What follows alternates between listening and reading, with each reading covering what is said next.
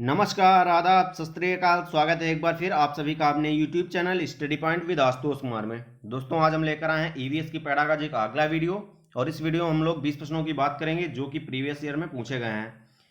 इससे पहले हम लोगों ने पैडागॉजी के कुछ क्वेश्चन के बारे में बात भी की है, उसके आगे हम लोग आज देखेंगे। अगर आप लोगों ने वो वीडियो नहीं देखे हैं तो चैनल की प्लेलिस्ट में जाकर देख सकते हैं। साथ ही साथ हमने उन वीडियोज़ का लिंक डिस्क्रिप्शन बॉक्स में भी दे दिया है, वहाँ से भी जाकर देख सकते हैं। दोस्तों, इससे पहले अगर आप लोग इस वीडियो चैनल पर नए हैं तो प्लीज़ चैनल को सब्सक्राइब कर लीजिए, साथ ही साथ बेल आइकन को भी प्रेस करिए जिससे आगे आने वाले वीडियो के नोटिफिकेशन आपको आसानी से मिलते रहें। साथ ही साथ अगर वीडियो पसंद आता है तो वीडियो को अपने दोस्तों के साथ भी शेयर करिए। तो आइए देखते हैं आज का वीडियो। आज के वीडियो का पहला क्वेश्चन कह रहा है कि प्राथमिक स्तर पर पर्यावरण अध्ययन के आकलन में निम्नलिखित में से कौन सा एक संकेतक उपयुक्त नहीं है। कौन सा संकेतक उपयुक्त नहीं है ये बताना है, नहीं बताना है हमको। ऑप्शन देखेंगे। ऑप्शन ए कह रहा है स्मरण, ऑप्शन बी कह रहा है प्रश्न पूछना, ऑप्शन सी कह रहा है न्याय और समानता के प्रति चिंता, ऑप्शन डी कह रहा है सहयोग। तो इसमें से कौन सा सही हो जाएगा, मतलब उपयुक्त नहीं होगा, वो बताना है हम लोगों को। तो इसका ऑप्शन जो सी है वो सही हो जाएगा। न्याय और समानता के प्रति चिंता जो है उपयुक्त नहीं है, तो इसका ऑप्शन सी सही हो जाएगा। Option C is correct, option C सही है। इसके आगे देखेंगे अगला क्वेश्चन कह रहा है कि खेल जो हम खेलते हैं ये एक प्रकरण है। प्रकरण के शिक्षण में शिक्षार्थियों की अधिकतम भागीदारिता के लिए निम्न में से कौन सी शिक्षण युक्त अधिक प्रभावी होगी। कौन सी शिक्षण युक्त है जो अधिक प्रभावी होगी, ये बताना है हम लोगों को। ऑप्शन देखेंगे। ऑप्शन ए कह रहा है कि विभिन्न खेलों के खेल कार्ड बनाना और उन्हें शिक्षार्थियों को दिखाना। ऑप्शन बी कह रहा है शिक्षार्थियों को भीतर और बाहर खेले जाने वाले विभिन्न खेलों के नाम याद करने के लिए कहना। ऑप्शन सी कह रहा है कि शिक्षार्थियों को टेलीविजन पर खेल संबंधी कार्यक्रमों को देखने और उन पर आधारित सामान्य परियोजना कार्य बनाने के लिए कहना। ऑप्शन डी कह रहा है कि शिक्षार्थियों को खेल के मैदान में ले जाना और उन्हें अलग अलग खेल खिलाना। उन्हें जो है शिक्षार्थियों को खेल के मैदान में ले जाना और उन्हें अलग अलग प्रकार के खेल खिलाना। तो इसमें से कौन सा सही हो जाएगा ये बताना है हम लोगों को। कौन सी युक्ति जो है अधिक प्रभावी होगी ये बताना है हम लोगों को। तो इसका ऑप्शन जो डी है वो सही हो जाएगा। शिक्षार्थियों को खेल के मैदान में ले जाना और उन्हें अलग अलग खेल सिखाना।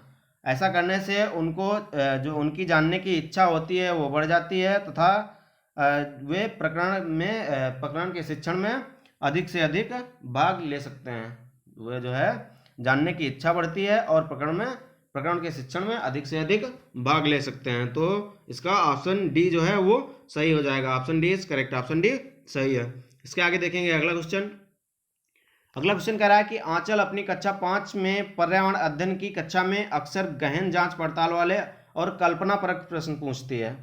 अधिक जांच पड़ताल वाले, गहन जांच पड़ताल वाले और कल्पना परक प्रश्न पूछती है। उसके द्वारा इस प्रकार करने का उद्देश्य डैश डैश सुधार करना है। किसमें सुधार करना है? ऑप्शन देखेंगे हम लोग।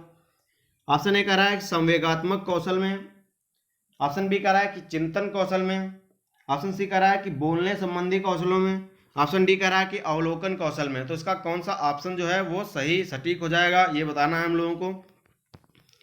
तो इसका ऑप्शन जो बी है वो सही हो जाएगा। ऑप्शन बी क्या कह रहा है? चिंतन कौशल में। इसका जो उद्देश्य है चिंतन कौशल में सुधार करना है।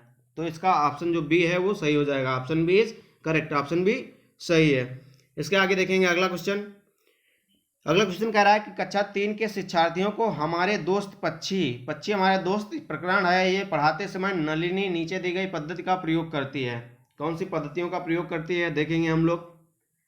पहला पॉइंट कह रहा है कि पक्षियों पर आधारित वृत्त चित्र दिखाना। दूसरा पॉइंट कह रहा है कि विभिन्न पक्षियों की तस्वीरों वाले चार्ट का प्रयोग करना और संक्षेप में उनका वर्णन करना। तीसरा पॉइंट कह रहा है कि शिक्षार्थियों को नजदीक के पार्क में ले जाना और उनसे पक्षियों को ध्यान से देखने के लिए कहना। नलिनी किस प्रयोजन के लिए सीखने के विभिन्न उपागमों का प्रयोग कर रही है? नलिनी जो है वो किस प्रयोजन के लिए सीखने के विभिन्न उपागमों का प्रयोग कर रही है? ऑप्शन देखेंगे हम लोग। ऑप्शन ए कह रहा है कि बहुबुद्धि वाले शिक्षार्थियों की विभिन्न आवश्यकताओं को पूरा करना। ऑप्शन बी कह रहा है कि दूसरे शिक्षकों और अभिभावकों को प्रभावित करना। ऑप्शन सी कह रहा है कि शिक्षार्थियों में तर्क शक्ति का विकास करना।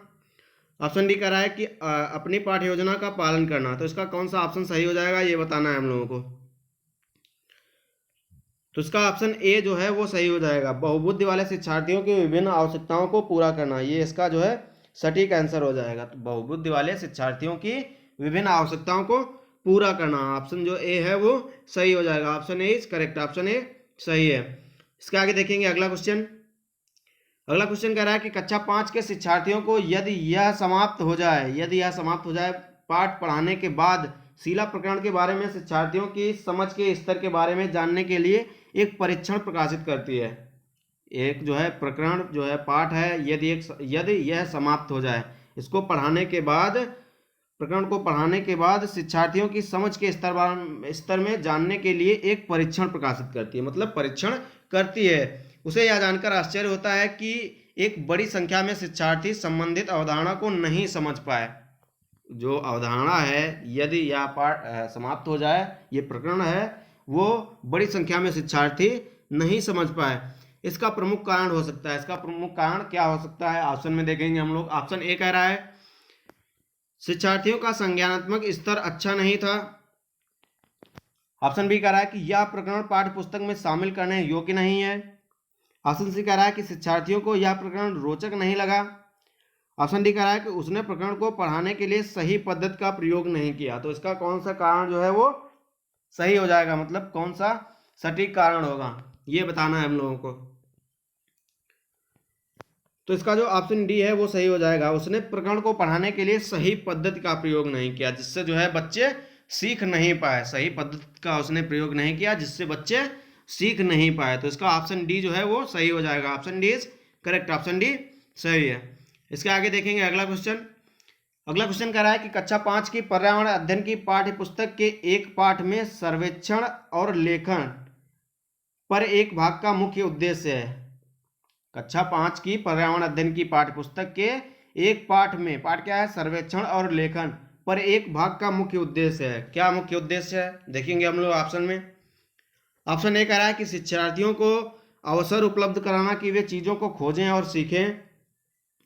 ऑप्शन बी कह रहा है कि विषय की आधारभूत अवधारणाओं को सीखने में शिक्षार्थियों की मदद करना। ऑप्शन सी कह रहा है कि शिक्षार्थियों के व्यावहारिक कौशलों में सुधार करना। ऑप्शन डी कह रहा है कि शिक्षार्थियों की सामान्य जानकारी का आकलन करना। तो इसका कौन सा उद्देश्य जो है वो प्रमुख हो जाएगा, मुख्य हो जाएगा, ये बताना है हम लोगों को। तो इसका ऑप्शन ए जो है वो सही हो जाएगा। शिक्षार्थियों को अवसर उपलब्ध कराना कि वे चीजों को खोजें और सीखें, जिससे कि उस विषय में और अध्ययन हो तथा और अधिक जानकारी प्राप्त हो सके, जिससे कि उस विषय में जो है और अधिक अध्ययन हो तथा और अधिक जानकारी प्राप्त हो सके। तो इसका ऑप्शन ए जो है वो सही हो जाएगा। Option A is correct, option A सही है। इसके आगे देखेंगे अगला क्वेश्चन। अगला क्वेश्चन कह रहा है कि ईवीएस संक्षेपण डैश डैश अर्थ में प्रयुक्त होता है। ईवीएस का मतलब जो है ऑप्शन दिए गए हैं, देखेंगे हम लोग। ऑप्शन ए कह रहा है कि एनवायरमेंटल साइंस। ऑप्शन बी कह रहा है कि एनवायरमेंटल सोर्सेस। ऑप्शन सी कह रहा है कि एनवायरमेंटल स्टडीज। ऑप्शन डी कह रहा है कि एनवायरमेंटल स्किल्स। तो इसका कौन सा ऑप्शन जो है सही हो जाएगा? ईवीएस के संक्षेपण में कौन सा जो है अर्थ जो है सही होगा, ये बताना है हम लोगों को। तो इसका ऑप्शन जो सी है वो सही हो जाएगा, एनवायरमेंटल स्टडीज। ईवीएस का जो फुल फॉर्म होता है वो होता है एनवायरमेंटल स्टडीज। तो इसका सी ऑप्शन सही हो जाएगा। Option C is correct, option C सही है। इसके आगे देखेंगे अगला क्वेश्चन। अगला क्वेश्चन कह रहा है कि भारत के मानचित्र में दिल्ली की स्थिति के सापेक्ष हिमाचल प्रदेश की राजधानी शिमला और मध्य प्रदेश की राजधानी भोपाल क्रमशः स्थित हैं। दिल्ली के सापेक्ष बताना है कहाँ स्थित हैं। ये जो है हिमाचल प्रदेश की राजधानी शिमला और मध्य प्रदेश की राजधानी भोपाल, ये कहाँ स्थित हैं। ऑप्शन देखेंगे हम लोग। ऑप्शन ए कह रहा है कि दक्षिण पश्चिम और दक्षिण पूर्व में। ऑप्शन बी कह रहा है कि उत्तर और दक्षिण में। ऑप्शन सी कह रहा है कि दक्षिण पूर्व और उत्तर पश्चिम में। ऑप्शन डी कह रहा है कि उत्तर पूर्व और दक्षिण पश्चिम में। तो इसका कौन सा ऑप्शन सही हो जाएगा, ये बताना है हम लोगों को। तो इसका ऑप्शन जो डी है वो सही हो जाएगा, उत्तर पूर्व और उत्तर पश्चिम में। जो हिमाचल प्रदेश की राजधानी शिमला है वो उत्तर पूर्व में, और मध्य प्रदेश की राजधानी भोपाल जो है वो उत्तर पश्चिम में क्रमशः स्थित है दिल्ली के सापेक्ष। तो इसका ऑप्शन डी जो है वो सही हो जाएगा। Option D is correct, option D सही है। इसके आगे देखेंगे अगला क्वेश्चन। अगला क्वेश्चन कह रहा है कि निम्नलिखित में से कौन सा प्राथमिक स्तर पर पर्यावरण अध्ययन के शिक्षण का उद्देश्य नहीं है, कौन सा उद्देश्य नहीं है ये बताना है हम लोगों को। ऑप्शन देखेंगे।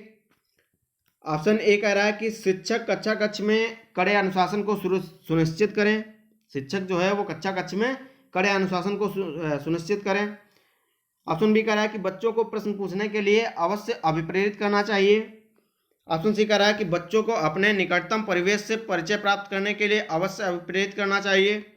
ऑप्शन डी कह रहा है कि कक्षा कक्ष में होने वाले अधिगम को विद्यालय के बाहर की दुनिया के साथ जोड़ना चाहिए। तो इसका कौन सा ऑप्शन जो है वो सही हो जाएगा, मतलब शिक्षण का उद्देश्य नहीं होगा, ये बताना है हम लोगों को। तो इसका ऑप्शन ए जो है वो सही हो जाएगा। शिक्षक जो है कक्षा कक्ष में कड़े अनुशासन को सुनिश्चित किए हैं, जबकि ऐसा नहीं होता है। कड़े अनुशासन को सुनिश्चित करना ये बिल्कुल ही निगेटिव हो जाएगा, मतलब गलत हो जाएगा, ये उद्देश्य नहीं होगा इसका। तो इसका ऑप्शन ए जो है वो सही हो जाएगा। Option A is correct, option A सही है। इसके आगे देखेंगे अगला क्वेश्चन। अगला क्वेश्चन कह रहा है कि शालिनी कक्षा 5 के शिक्षार्थियों को पोषण पर आधारित प्रकरण से परिचित कराना चाहती है। पोषण एक प्रकरण है, उससे जो है परिचित कराना चाहती है उन्हें। ऑप्शन देखेंगे हम लोग। ऑप्शन ए कह रहा है कि पोषक तत्वों से भरपूर विभिन्न प्रकार के भोजन के उदाहरण देने चाहिए। ऑप्शन बी कह रहा है कि विभिन्न प्रकार के भोजन को प्रदर्शित करने वाले चार्ट का प्रयोग करना चाहिए। ऑप्शन सी कह रहा है कि शिक्षार्थियों से कहना चाहिए कि वे अपने अपने टिफिन बॉक्स खोलें, उसके तत्वों का अवलोकन करें, उसके बाद उन्हें जो है व्याख्या करनी चाहिए। ऑप्शन जो डी है वो कह रहा है श्यामपट्ट पर पाचन तंत्र का आरेख बनाना चाहिए। श्यामपट्ट जो है उस पर पाचन तंत्र का आरेख बनाना चाहिए। तो इसका कौन सा ऑप्शन सही हो जाएगा ये बताना है हम लोगों को। पोषण प्रकरण के जो है आधार पर जो है कौन सा सही हो जाएगा ये बताना है हम लोगों को। तो इसका ऑप्शन जो सी है वो सही हो जाएगा। शिक्षार्थियों से कहना कि वे अपने अपने टिफिन बॉक्स खोलें, उसके तत्वों का अवलोकन करें और उसके बाद उन्हें व्याख्या करनी चाहिए, ये इसका सही हो जाएगा। तो इसका ऑप्शन सी जो है वो सही हो जाएगा। Option C is correct, option C सही है। दोस्तों उम्मीद है ये वीडियो आप लोगों को पसंद आ रहा होगा। अगर वीडियो पसंद आ रहा है तो वीडियो को लाइक करिए, साथ ही साथ अपने दोस्तों के साथ भी शेयर करिए। अब देखते हैं अगला क्वेश्चन। अगला क्वेश्चन कह रहा है कि जीव जंतुओं पर आधारित पाठ को पढ़ाने के बाद शीतल कक्षा 4 के विद्यार्थियों के लिए चिड़ियाघर के भ्रमण का आयोजन करती है। यह डैश डैश में विद्यार्थियों की मदद करेगा। किसमें विद्यार्थियों की मदद करेगा ये बताना है हम लोगों को। ऑप्शन देखेंगे। ऑप्शन ए कह रहा है कि दैनिक समय सारणी की चर्या में बदलाव। ऑप्शन बी कह रहा है कि कक्षा कक्षीय अधिगम को वास्तविक जीवन की परिस्थितियों के साथ जोड़ने। ऑप्शन सी कह रहा है कि जीव जंतुओं को पालतू कैसे बनाया जाए इसके प्रति संवेदनशीलता विकसित करने। ऑप्शन डी कह रहा है कि जीव जंतु संरक्षण के कौशलों के विकास। तो इसका कौन सा ऑप्शन सही हो जाएगा ये बताना है हम लोगों को। तो इसका ऑप्शन बी जो है वो सही हो जाएगा। कक्षा कक्षीय अधिगम को वास्तविक जीवन की परिस्थितियों के साथ जोड़ना यह विद्यार्थियों की मदद करेगा। तो इसका ऑप्शन जो बी है वो सही हो जाएगा। Option B is correct, option B सही है। इसके आगे देखेंगे अगला क्वेश्चन। अगला क्वेश्चन कह रहा है कि निम्न में से कौन सा पर्यावरण की कक्षा में रूपात्मक आकलन का समुचित कार्य नहीं है। कौन सा जो है वो रूपात्मक आकलन का समुचित कार्य नहीं है, नहीं बताना है हम लोगों को। ऑप्शन देखेंगे हम लोग। ऑप्शन ए कह रहा है कि दिए गए प्रयोगात्मक क्रियाकलापों को पूरा करना और अपने अवलोकन को दर्ज करना। ऑप्शन बी कह रहा है कि दिए गए प्रयोगात्मक प्रारूप के चिन्हात्मक वाले आरेख बनाना। ऑप्शन सी कह रहा है कि जल प्रदूषण की हानियों के बारे में चर्चा करना। ऑप्शन डी कह रहा है कि पाठ में दी गई महत्वपूर्ण शब्दावली की परिभाषा की व्याख्या करना। तो इसका कौन सा कार्य समुचित नहीं होगा ये बताना है हम लोगों को। तो इसका सी ऑप्शन सही हो जाएगा। कौन सा? सी ऑप्शन जो है वो सही हो जाएगा। जल प्रदूषण की हानियों के बारे में चर्चा करना, जल प्रदूषण की हानियों के बारे में चर्चा करना, ये इसका ऑप्शन जो है सही हो जाएगा। मतलब ये समुचित कार्य नहीं होगा। तो इसका ऑप्शन सी जो है वो सही हो जाएगा। Option C is correct, option C सही है। इसके आगे देखेंगे अगला क्वेश्चन। अगला क्वेश्चन कह रहा है कि कक्षा 5 के शिक्षार्थियों में जिज्ञासा जागृत करने का निम्न में से सबसे प्रभावी तरीका कौन सा है ये बताना है हम लोगों को। ऑप्शन देखेंगे। ऑप्शन ए कह रहा है कि लिखित कार्य में उन्हें अधिक अभ्यास देना। ऑप्शन बी कह रहा है कि अक्सर इकाई परीक्षणों का आयोजन करना। ऑप्शन सी कह रहा है कि गहन जांच परक और कल्पना परक प्रश्न पूछना। ऑप्शन डी कह रहा है कि अधिक हस्तपरक अनुभव प्रदान करना। तो इसका कौन सा ऑप्शन सही हो जाएगा ये बताना है हम लोगों को। तो इसका ऑप्शन सी जो है वो सही हो जाएगा। गहन जांच परख और कल्पना परख प्रश्न पूछना सबसे अधिक प्रभावी तरीका होगा। गहन जांच परख और कल्पना परख प्रश्न पूछना ये जो है सबसे अधिक प्रभावी तरीका हो जाएगा। इसके आगे देखेंगे अगला क्वेश्चन। अगला क्वेश्चन कह रहा है कि हरप्रीत अपने शिक्षार्थियों को यह सुझाव देना चाहती है कि पर्यावरण संरक्षण के लिए किस प्रकार एक व्यक्ति अपने सबसे अच्छे प्रभावी तरीके से अपना योगदान दे सकता है। उनका सबसे बेहतर सुझाव हो सकता है। कौन सा सबसे बेहतर सुझाव होगा ये बताना है हम लोगों को। ऑप्शन देखेंगे। ऑप्शन ए कह रहा है कि कार, स्कूटर आदि जैसे व्यक्तिगत वाहन न रखें। कार, स्कूटर जैसे व्यक्तिगत वाहन न रखें। ऑप्शन बी कह रहा है कि घर से बाहर अक्सर आने जाने से बचना। ऑप्शन सी कह रहा है कि अपने व्यक्तिगत वाहन के इंजन की नियमित जांच करना। ऑप्शन डी कह रहा है कि आने जाने के लिए सार्वजनिक साधनों का प्रयोग करना। तो इसका कौन सा ऑप्शन सही हो जाएगा ये बताना है हम लोगों को। तो इसका ऑप्शन जो डी है वो सही हो जाएगा। आने जाने के लिए सार्वजनिक साधनों का प्रयोग करना ये जो है बेहतर सुझाव हो सकता है। योगदान संभावित तरीके से सबसे अच्छे संभावित तरीके से योगदान दे सकता है। तो ऐसा कौन सा सुझाव होगा? तो ये आने जाने के लिए सार्वजनिक साधनों का प्रयोग करना ये जो है इसका सटीक आंसर हो जाएगा। तो इसका ऑप्शन डी सही हो जाएगा। Option D is correct. Option D सही है। इसके आगे देखेंगे अगला क्वेश्चन। अगला क्वेश्चन कह रहा है कि यदि एक महीने के लिए बिजली ना हो तो हमारा जीवन किस प्रकार प्रभावित होगा। इस प्रश्न को पूछने का उद्देश्य है यदि एक महीने के लिए बिजली ना हो तो हमारा जीवन किस प्रकार प्रभावित होगा। इस प्रश्न का पूछने का उद्देश्य क्या है ये बताना है हम लोगों को। ऑप्शन देखेंगे हम लोग। ऑप्शन ए कह रहा है कि बिजली के स्रोतों के बारे में शिक्षार्थियों का आकलन करना। ऑप्शन बी कह रहा है कि शिक्षार्थियों के कल्पना परक और चिंतन परक कौशलों का विकास करना। ऑप्शन सी कह रहा है कि शिक्षार्थियों की सामान्य जानकारी का आकलन करना। ऑप्शन डी कह रहा है कि समुचित तरीके से बिजली का प्रयोग करने के प्रति शिक्षार्थियों को संवेदनशील बनाना। तो इसका कौन सा ऑप्शन जो है वो सही हो जाएगा ये बताना है हम लोगों का। तो इसका ऑप्शन जो बी है वो सही हो जाएगा। शिक्षार्थियों के कल्पना परक और चिंतन परक कौशलों का विकास करना ये जो है उद्देश्य सही हो जाएगा। तो इसका ऑप्शन बी जो है वो सही हो जाएगा। Option B is correct. Option B सही है। ऑप्शन बी सही है। इसके आगे देखेंगे अगला क्वेश्चन। अगला क्वेश्चन कह रहा है कि कक्षा 3 के विद्यार्थियों को भोजन का पाठ पढ़ाते समय अंजलि भोजन संबंधित आदतों में सांस्कृतिक क्षेत्रीय विविधता पर विशेष ध्यान देना चाहती है। नीचे दिए गए अधिगम अवसरों में किसके द्वारा विद्यार्थियों को वांछित जानकारी दी जा सकती है। ऑप्शन दिए गए हैं। ऑप्शन देखेंगे हम लोग। ऑप्शन ए कह रहा है कि विभिन्न क्षेत्रों संस्कृतियों के भोजन को दर्शाने वाले चार्ट का उपयोग और उनकी व्याख्या करना। ऑप्शन बी कह रहा है कि विभिन्न क्षेत्रों संस्कृतियों के विद्यार्थियों से उनके घरों में खाए जाने वाले भोजन मंगाकर प्रदर्शित करना और सहपाठियों से सूचनाओं का आदान प्रदान करना। ऑप्शन सी कह रहा है कि पाठ्य पुस्तक में विभिन्न प्रकार के भोजनों के विषय में दी गई जानकारी की ओर विस्तृत व्याख्या करना। ऑप्शन डी कह रहा है कि किसी भोजन बनाने वाली व्यावसायिक एजेंसी को आग्रह करके विभिन्न क्षेत्रों संस्कृतियों के भोजन का प्रदर्शन करना। तो इसका कौन सा ऑप्शन जो है सही हो जाएगा ये बताना है हम लोगों को। तो इसका ऑप्शन बी जो है वो सही हो जाएगा। विभिन्न क्षेत्रों संस्कृतियों के विद्यार्थियों से उनके घरों में खाए जाने वाले भोजन मंगाकर प्रदर्शित करना और सहपाठियों से सूचनाओं का आदान प्रदान करना ये इसका सही आंसर हो जाएगा। तो ऑप्शन बी जो है वो सही हो जाएगा। Option B is correct. Option B सही है। इसके आगे देखेंगे अगला क्वेश्चन। अगला क्वेश्चन कह रहा है कि कक्षा 5 के विद्यार्थियों को पर्यावरणीय चिंताओं के बारे में पढ़ाते समय प्रीति प्रदूषण पर अधिक बल देना चाहती है। प्रीति जो है कक्षा 5 के विद्यार्थियों को पर्यावरणीय चिंता के बारे में पढ़ाते समय प्रदूषण प्रकरण पर अधिक बल देना चाहती है। वांछित उद्देश्य को प्राप्त करने के लिए नीचे दिए गए क्रियाकलापों में से कौन सा सर्वाधिक प्रभावी हो सकता है। कौन सा सर्वाधिक प्रभावी होगा ये बताना है हम लोगों को। ऑप्शन दिए गए हैं। ऑप्शन देखेंगे हम लोग। ऑप्शन ए कह रहा है कि विद्यार्थियों से विभिन्न प्रकार के प्रदूषणों के चार्ट बनवाकर। ऑप्शन बी कह रहा है कि विद्यार्थियों को शैक्षणिक भ्रमण पर ले जाकर किसी प्रदूषित नदी को दिखाना। ऑप्शन सी कह रहा है कि विद्यार्थियों से विभिन्न प्रकार के प्रदूषण से संबंधित समूह परियोजना पर कार्य करने के लिए कहना।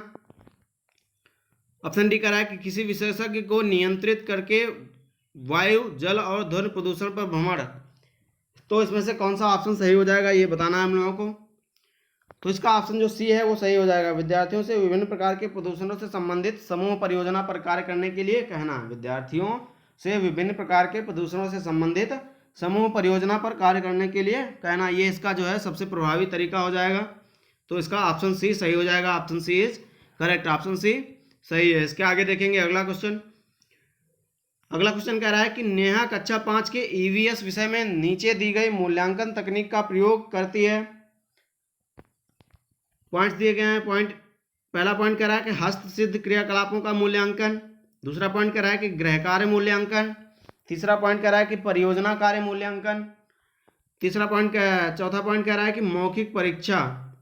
नीचे दिए गए तकनीकों का कौन सा युगल जो है अधिक वस्तुनिष्ठ मूल्यांकन दे सकता है, ये बताना है हम लोगों को। अधिक वस्तुनिष्ठ मूल्यांकन कौन सा जो है युगल दे सकता है।